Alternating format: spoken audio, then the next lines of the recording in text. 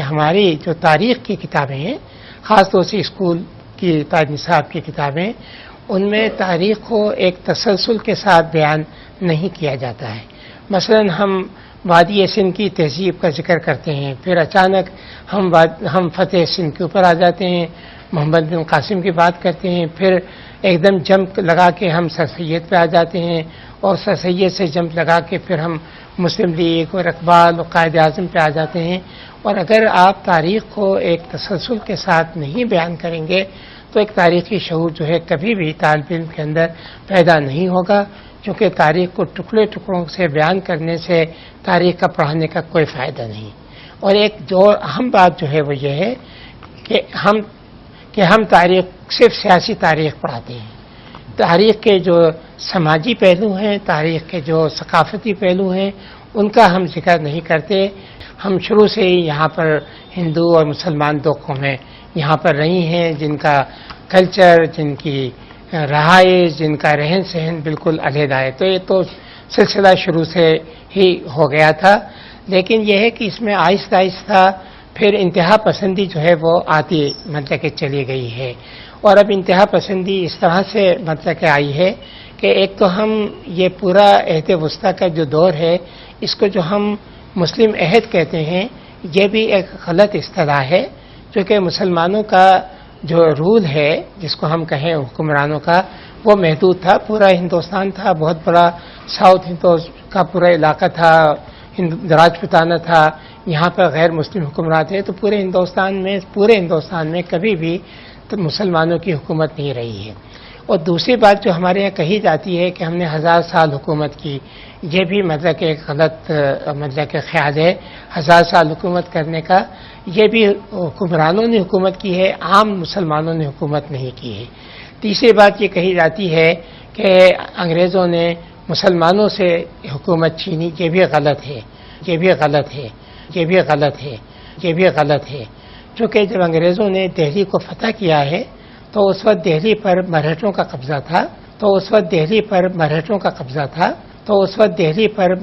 قبضہ تھا، اور مغل بادشاہ جو تھا وہ تو محض ایک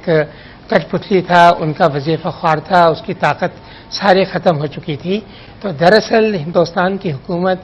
انگریزوں نے مرہٹوں سے چھینی ہے، مغلوں سے نہیں چھینی ہے۔ ہندوستان کی حکومت انگریزوں نے مرہٹوں سے چھینی ہے، مغلوں سے نہیں چھینی ہے۔ ہندوستان کی حکومت انگریزوں نے مرہٹوں سے چھینی ہے، مغلوں سے نہیں چھینی ہے۔ تو اس قسم کی بہت سی باتیں ہیں جو ہماری تاریخ کی کتابوں کے اندر نہیں ہیں، جن کی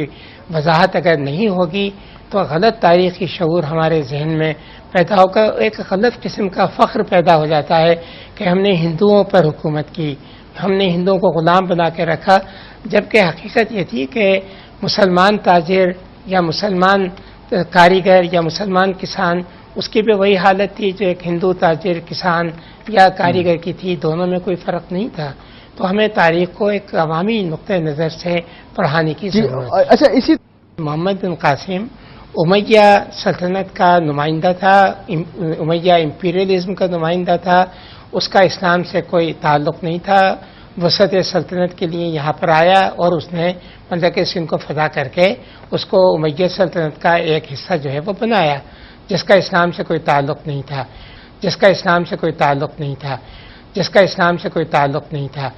جس کا اسلام سے کوئی تعلق نہیں تھا۔ اور میں نے خود بھی اپنی کتاب کے اندر اس کی وضاحت کی ہے کہ ہم جو دعویٰ کرتے ہیں محمد بن قاسم کے آنے سے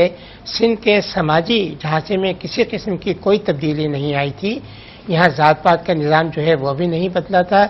جیسا تھا اس کو اسی طرح سے رہنے دیا تھا۔ تو اس کو جو بہت زیادہ اہمیت دی جاتی ہے ہماری نصاب کی کتابوں کے اندر، یہ بالکل صحیح نہیں ہے۔ بلکہ اگر دیکھا جائے تو جو پہلے یہاں پر مسلمان آئے تھے، عرب تاجر آئے تھے، وہ جنوبی ہندوستان کے اندر آئے تھے اور وہ امن کے ساتھ آئے تھے، ہندوستان میں وہ آ کے ٹھہرے، یہاں کے کلچر کو بھی اختیار کیا اور یہاں کے رہن سہن کو، یہاں کی زبان کو بھی، تو اس کا ذکر ہمارے یہاں کم ہوتا ہے ان لوگوں کا۔ ہم لوگ فتح کو، جنگوں کو، خونریزیوں کو، قتل عام کو، لوٹ مار کو، مال غنیمت کو، اس کو بڑے فخر سے اس کا ذکر کرتے ہیں۔ ہم لوگ فتح کو، جنگوں کو، خونریزیوں کو، قتل عام کو لوٹ مار کو، مال غنیمت کو، اس کو بڑے فخر سے اس کا ذکر کرتے ہیں اور ہم سمجھتے ہیں کہ ہم نے بہت بڑے کارنامے. ڈاکٹر صاحب، جو گفتگو آپ کر رہے ہیں، پاکستان میں بہت کم لوگ ہیں جو اس طرح کی گفتگو کرتے ہیں، ایسی گفتگو کم سننے کو ملتی ہے. نہیں، بہت ملے ہوئے ہیں.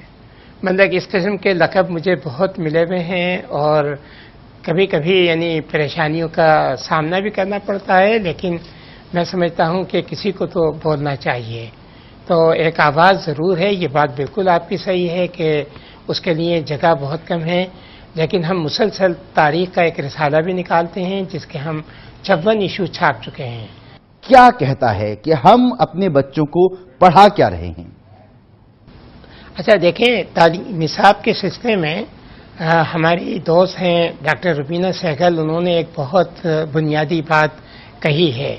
ان کا کہنا یہ ہے کہ نصابی کتابوں کا تعلق ریاست کے ڈھانچے پر ہوتا ہے کہ کیا ریاست مذہبی ہے، کیا ریاست نظریاتی ہے، کیا ریاست سیکولر اور جمہوری ہے. کیونکہ جیسی ریاست ہوگی نصاب کی کتابیں اسی طرح سے ترتیب دی جائیں گی.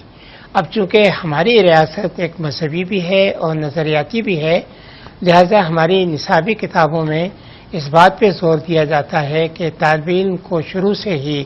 نظریاتی طور پر بھی اور مذہبی طور پر بھی اس کی تربیت ہو. جبکہ ایک جمہوری اگر اسٹرکچر ہوتا ہے تو وہاں پر کوشش کی جاتی ہے کہ طالب علم کو ایک اچھا شہری جو ہے وہ بنایا جائے کہ اچھا شہری ہونے کے لیے کیا چیزیں ضروری ہیں، کیا تربیت اس کی ہونی چاہیے. تو ہمارے ہاں اچھا شہری ہونے کی تربیت ہماری نصابی کتابوں میں نہیں ہے. مختصراً میں ایک بات یہ کہہ دوں کہ جہاں تک نصابی کتابوں کا تعلق ہے، یہ صحیح ہے کہ نصابی کتابوں کے معاملے میں دنیا کی ساری حکومتیں بڑی حساس